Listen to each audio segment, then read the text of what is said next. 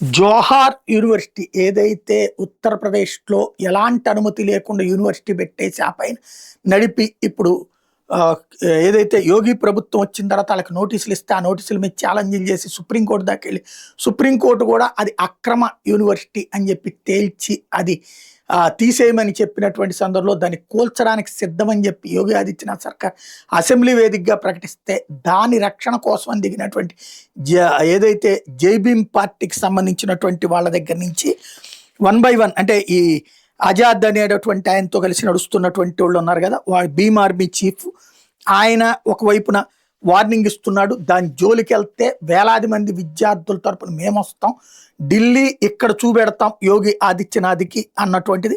అదే సందర్భంలో అఖిలేష్ యాదవ్ అయితే యూనివర్సిటీలోకి వెళ్ళి ఆ స్టూడెంట్స్తో కలిసి ఊరేగింపులో పాల్గొన్నాడు.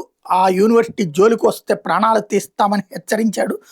అదే సందర్భంలో రాబోయేటటువంటి రోజుల్లో తీవ్ర పరిణామాలు, సమాజ్వాదీ పార్టీ అందరం కలుస్తాం, దీనికి ముస్లింలు అందరినీ కలుపుకుని వెళ్తాం అన్నటువంటి హెచ్చరికలు జారీ చేస్తున్నారు.